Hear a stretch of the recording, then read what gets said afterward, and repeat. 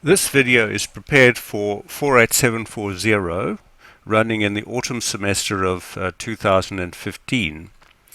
The subject is run in the so-called flipped classroom mode, and quite a number of students have asked why is it running in this way, and isn't it just an online subject run in this way, and so on. So I've prepared this short video presentation as a way of explaining to members of the class why the subject is run in this mode.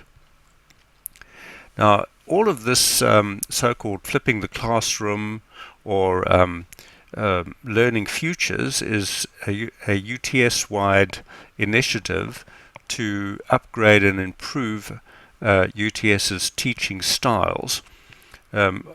Ultimately for the benefit of students, so that more of the class really become competent in the subject, as well as making the subject more so-called student-centric, student activity based.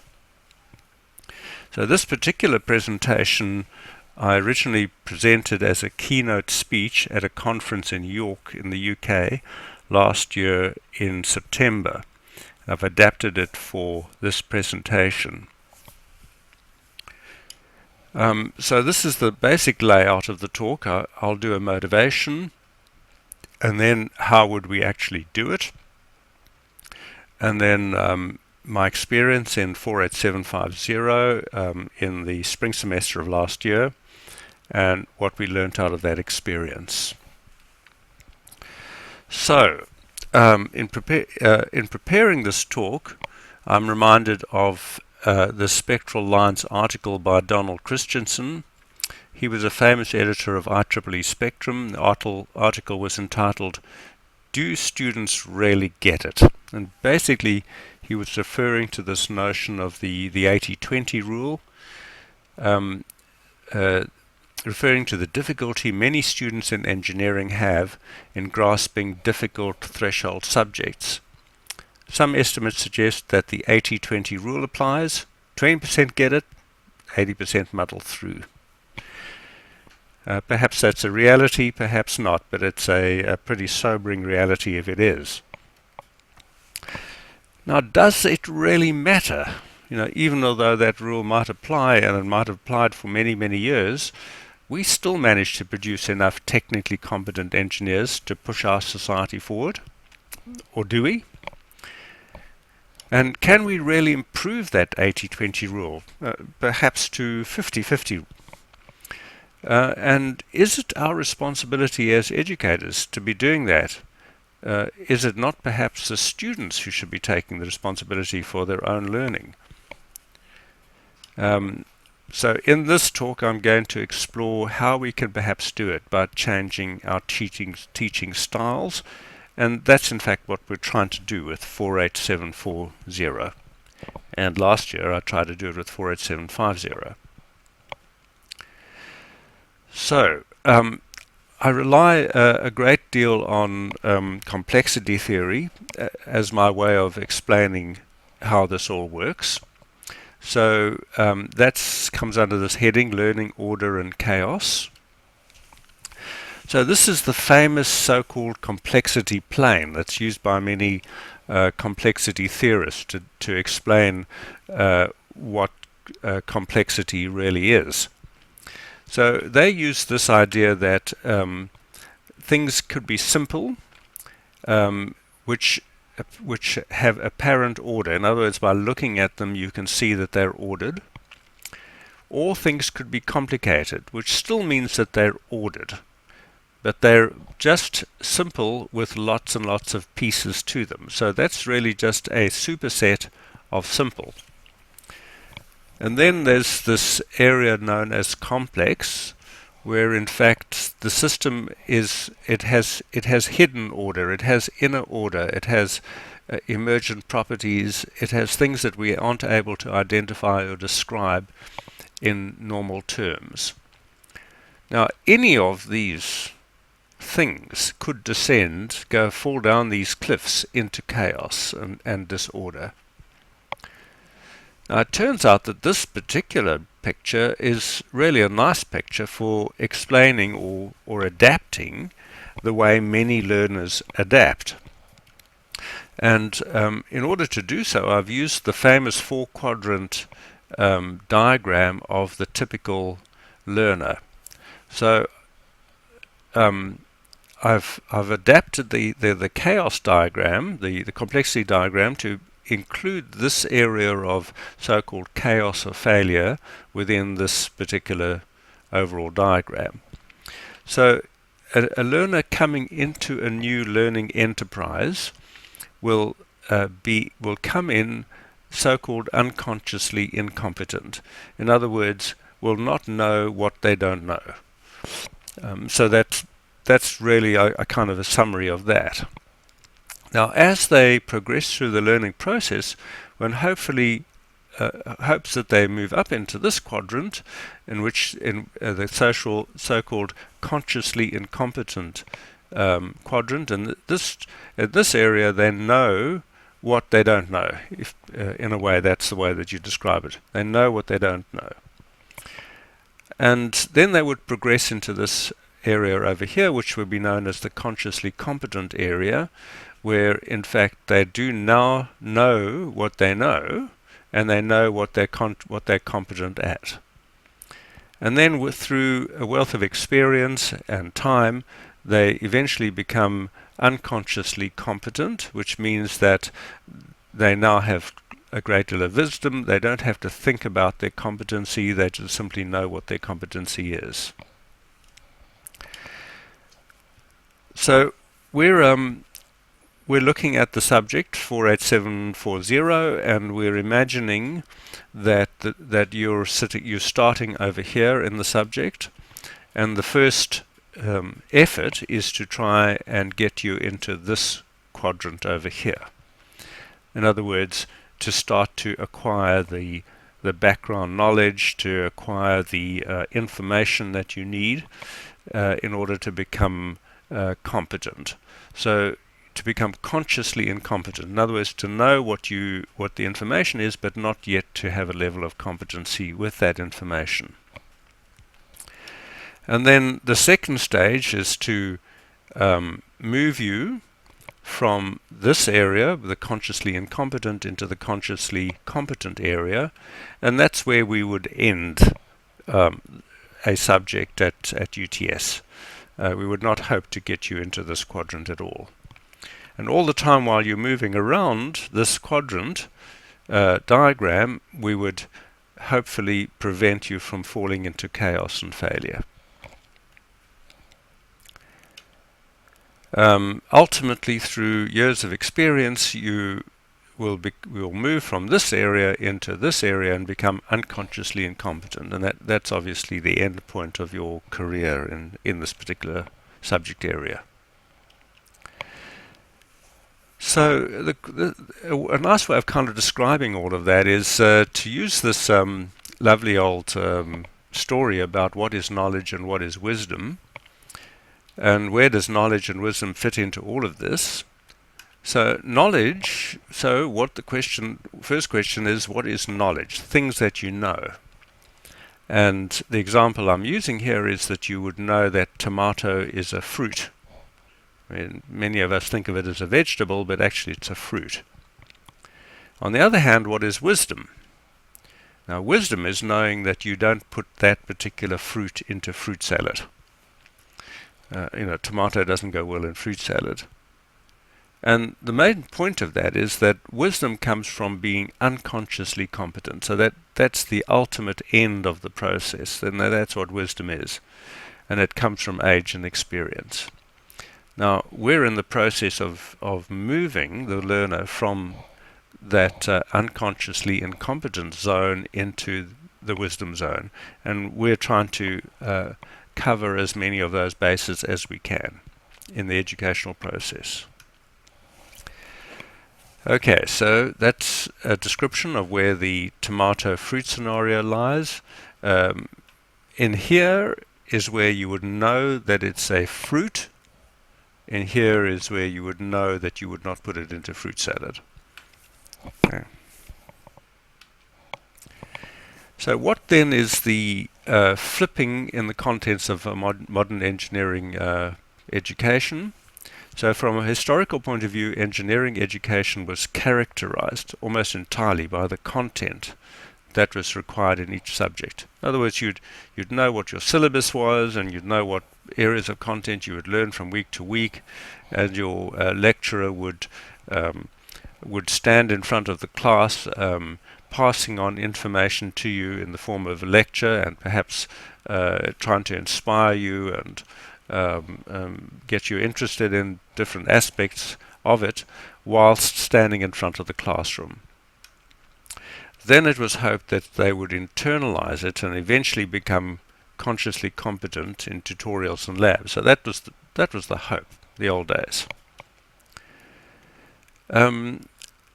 Flipping the classroom means completely removing the responsibility or removing a lot of the responsibility for the knowledge content from the lecturer. That then frees up the lecturer to concentrate on moving the learner from the incompetent to the competent side. So it's from the right-hand side to the left-hand side of the four-quadrant diagram. And of course, to prevent dipping into chaos, and this is all as opposed to just moving the learner up the right-hand side of the diagram.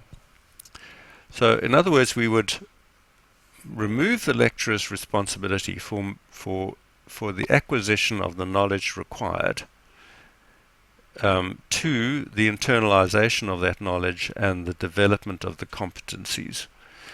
So, and the responsibility for moving up the right-hand side of the diagram falls to the student. Right, so unfortunately we still have to let students know what the scope of what it is that they need to know.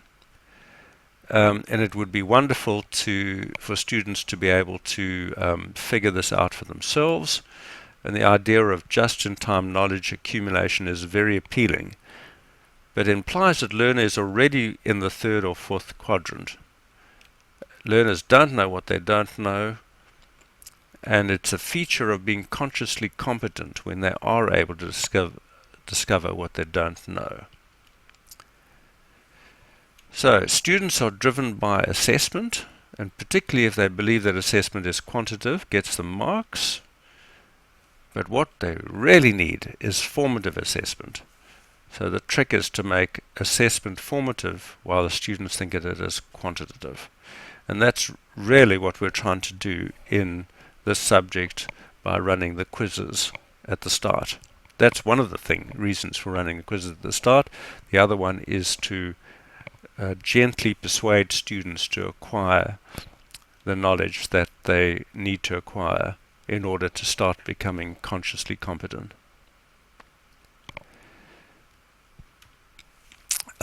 Get students to think that knowledge they acquire is a resort. So that's another sort of element. So the idea is that whatever is acquired through their own learning and their own efforts is seen as a resource in their hands. So in earlier times we would have thought of knowledge as being the end in itself. But of course we don't do that in modern education. We think of the competencies as being the end. Once we accept this basis, we free up the student to consider the full range of resources available to their practice. These may include language, mathematics, knowledge, and experience. So these are all things that the students need to be able to get up into the top right-hand quadrant, the consciously incompetent quadrant, and then if they use these resources together with activities that they do, they're able to move across into the consciously competent area. That's the whole rationale behind it. It's important for students to believe that they're becoming competent as opposed to just knowing more. Very often they think if they just know more that they're in fact competent. So the acquisition of knowledge does not imply competence. It's the ability to use that knowledge that implies competence. And I often quiz new PhD students as to why they're doing a PhD, a doctorate. Often I get the response that they are doing it so that they can get more knowledge or a deeper understanding. Actually, the PhD has some of that, but probably its biggest element is its intense ability to build competence in its graduates. It's often thought of as a journey into theory, but actually it's the most intense competence building exercise that we have. It is the one degree that we can be sure fundamentally changes the graduate.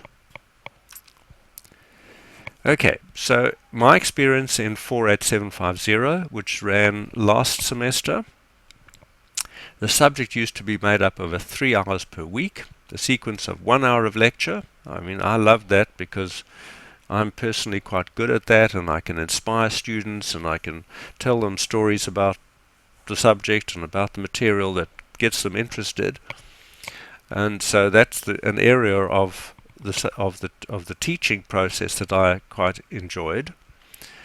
That was followed by a 1 hour quiz on the previous week's work, and then a 1 hour lab on the material of that week. The lecture was the centerpiece of the weekly sessions. The quiz was on the previous week's material, as I mentioned. Then the pattern changed.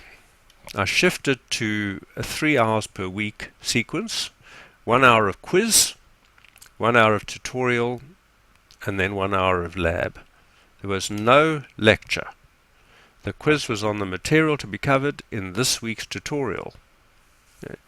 So the whole idea was that it became the responsibility of the student to arrive at the quiz with the knowledge that they needed for that week's material, and then to solidify that knowledge by answering the quiz questions, and then to further solidify that knowledge by going into the 1 hour tutorial and having and solving problems and having discussions about the material during the 1 hour tutorial.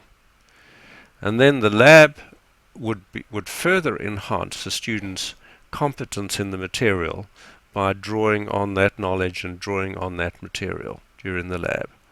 That was the whole idea behind it. Now, often students say, well, what work is, this is all much easier for the lecturer. Well, actually, the previous model was much easier for the lecturer. Much easier to do, to just simply prepare a lecture and then get the students into tutorials and labs. It's much more difficult to actually work out what is going to happen and what is going to work better for the students in their own acquisition of the material.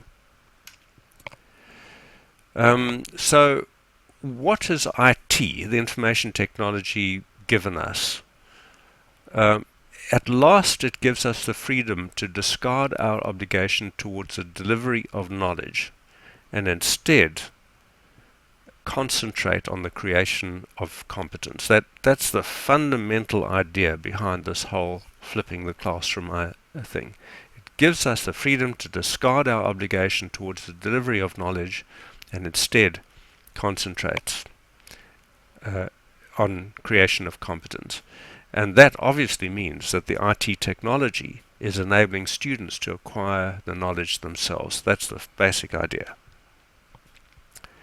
So obviously we can concentrate on moving the learner from the right-hand side, incompetent, to the left-hand side, competent side of the 4-quadrant diagram. And the summary is that the student does this. The teacher used to do this, move up here. Now the learners can do that themselves. Now the teacher concentrates on this area of the 4-quadrant diagram, and the teacher is freed up to facilitate this. Now that's the end of this short little presentation. I hope that it will enlighten many of you as to the reasons why the subject is structured the way it is. Thank you.